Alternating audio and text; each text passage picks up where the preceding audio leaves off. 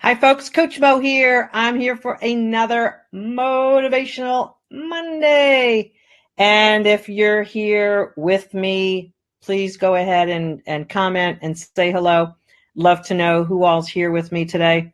I'm in a bit of a personal transition today as we go live here today. I'm actually at the site. Let me just see if I don't know if I can't really see. It's too bright out there.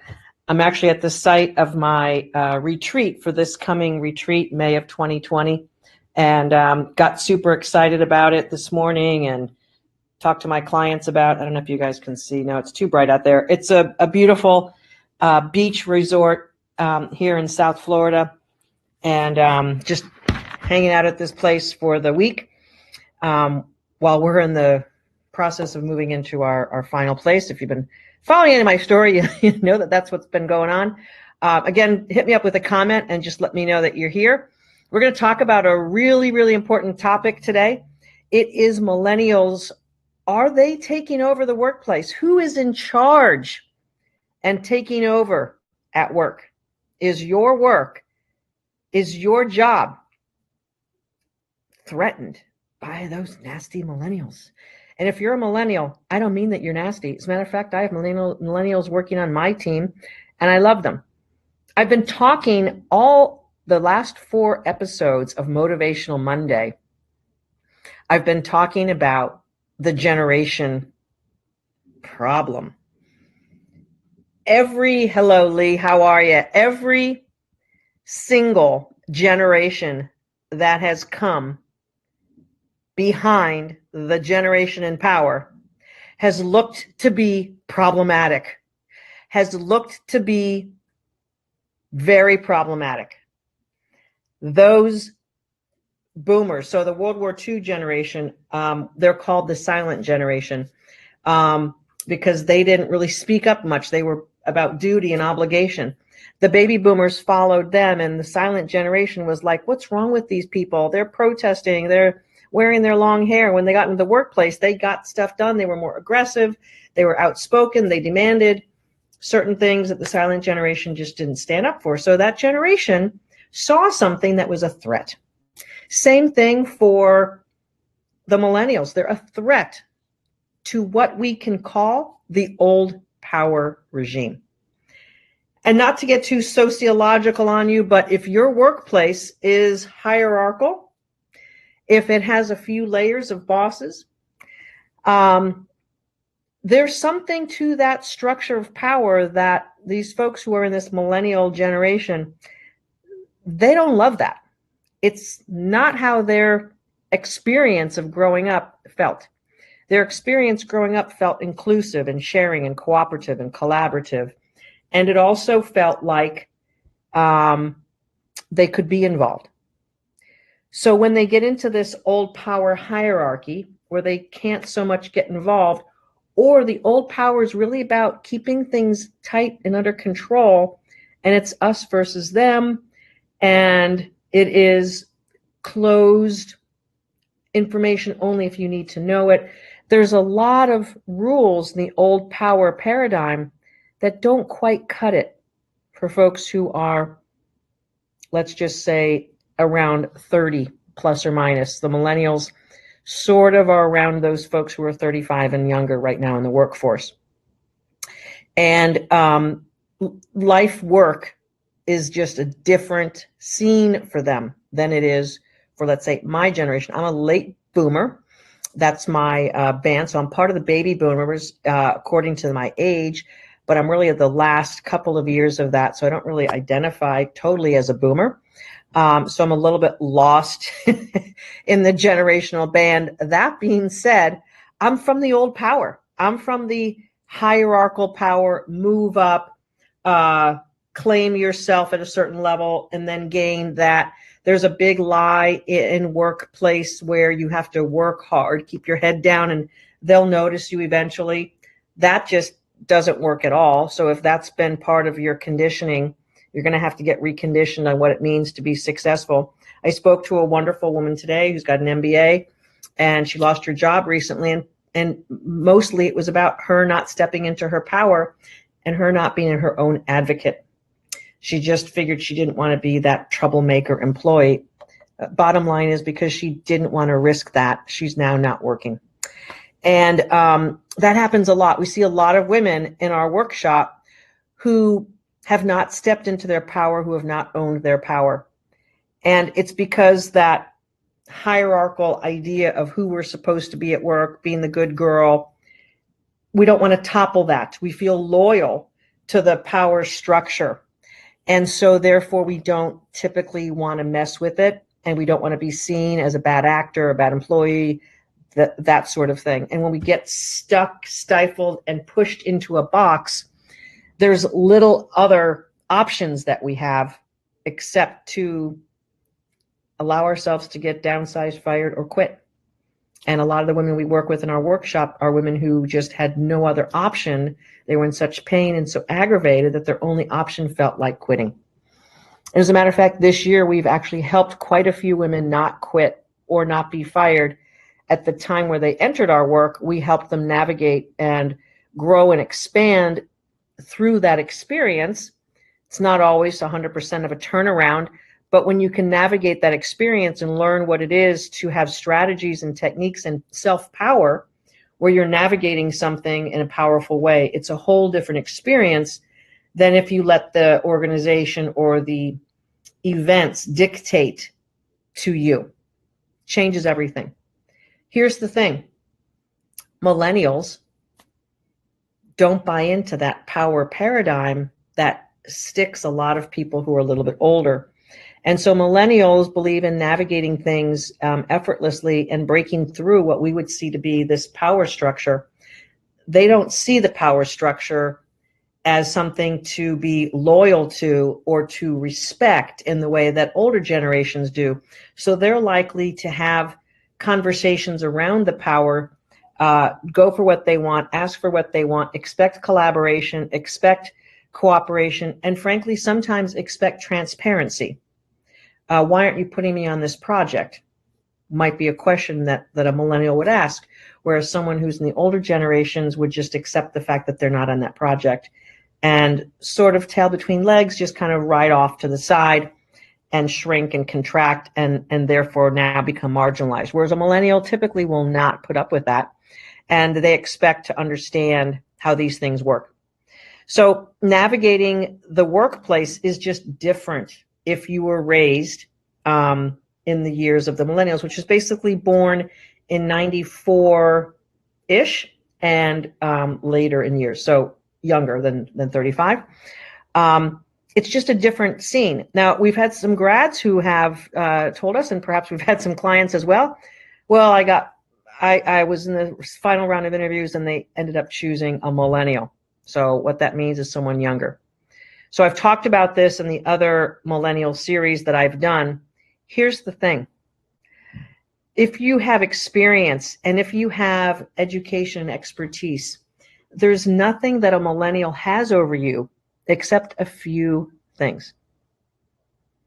They might have exuberance, enthusiasm. They might have emotional availability. They might appear to be eager for what's new and dive in.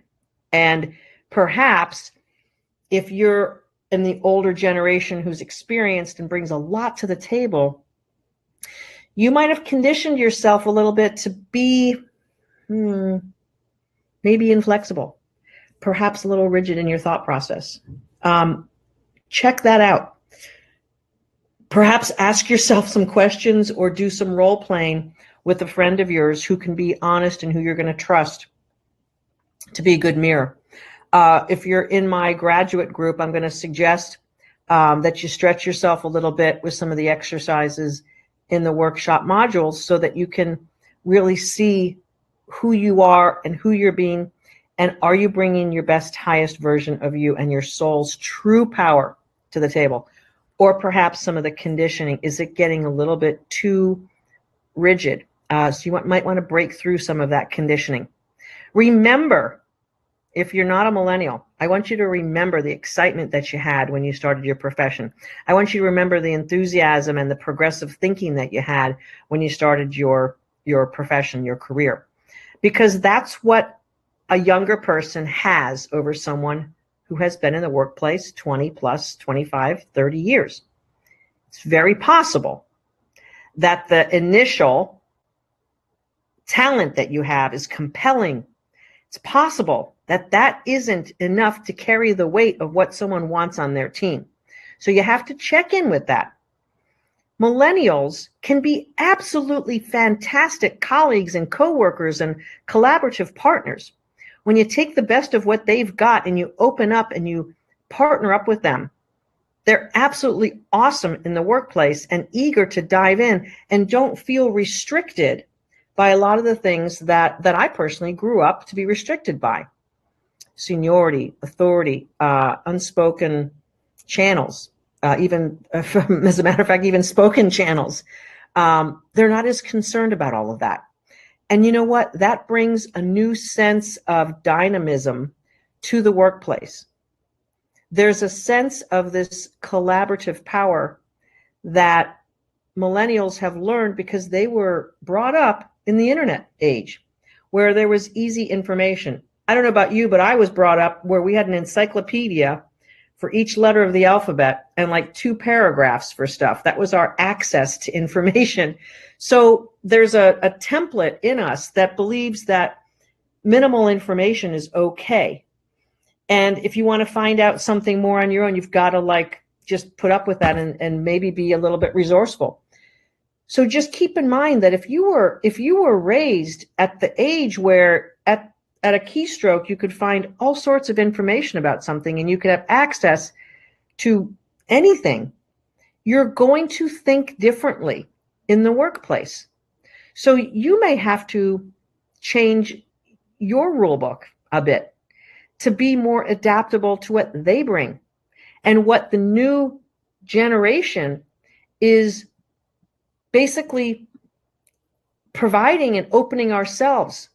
Chira, yes, it's a fun group to work with. Agree completely. And so what we have as an opportunity with a multi-generational workplace, which I don't know about you, but I'm working for, I don't know, a good long while.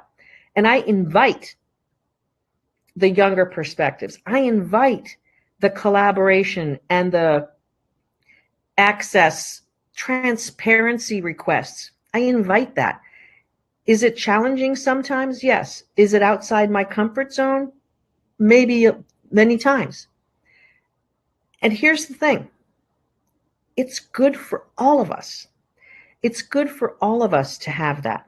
Now, if a millennial snags a job instead of you, I want you to really appreciate what that might mean for you and your growth and what it might be possible for you to expand into. So take a look at what that might mean. And if you have the opportunity to get direct feedback, honest, open, transparent feedback, and actually ask for it in that way, because that's the culture that is being brought forward into our workplace through this biggest generation of workers we've ever had. Part of that is true is because the millennials are working, males, females, at a higher percentage than what any generation prior to them has done. So they're the biggest band of workforce that we've ever seen. So they're going to have an impact and they're going to make their mark, just like all the generations beforehand. Please guard yourself and shift yourself. If you find yourself being judging or being put off or finding yourself being rigid against anything that you resist, anything that you push back, you're going to be energizing that. So it's the opposite thing you want to do. You want to open yourself up. You want to open your heart and mind up to the collaboration and the excitement and the enthusiasm and what you could learn.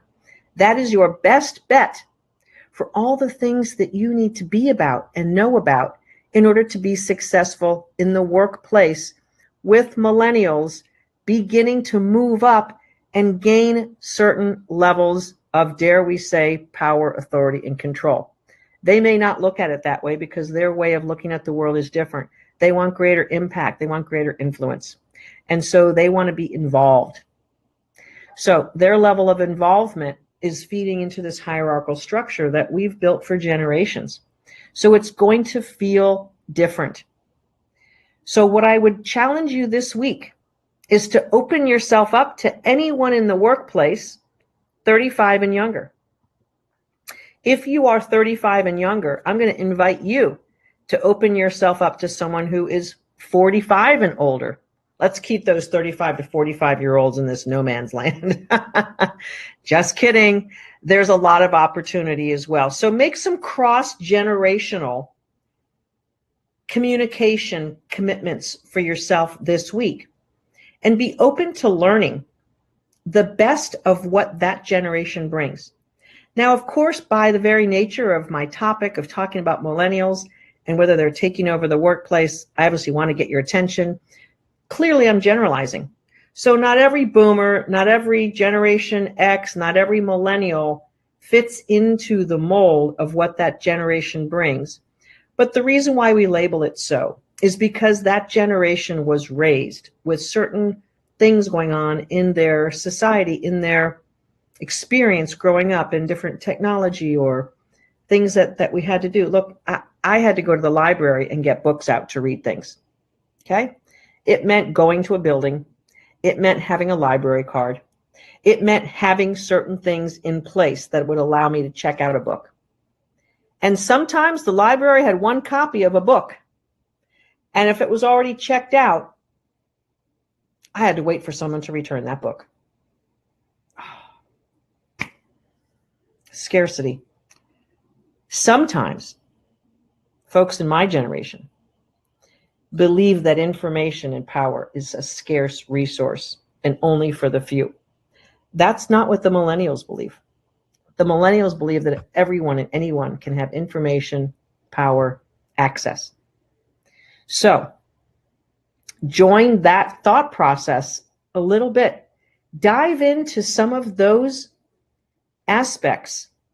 Dive into the possibility that you could learn something from a younger generation. And if you're in the younger generation, dive into, can you learn something from the older generations? There's room for all of us.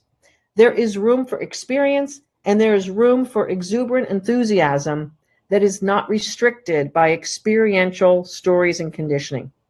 Welcome it all and bring yourself into collaboration with your multi-generational coworkers. Bring yourself together with that and embrace what they each bring. If you have folks who are in the silent generation in your workplace, might be a little bit minimal to have that, but if you do, welcome that as well. More than likely, you might have family members in that generation. Learn from them. Get wisdom. All of us have something to learn from everyone else. Let's be open this week. Let's have an appeal for being more open. And we can only be open to others if we feel more confident and happy with ourselves. So you've got two things to focus on this week. You've got the share yourself with another generation of a person. And number two, I want you to do whatever you need to step into a greater sense of self so that you don't have fear about what's different.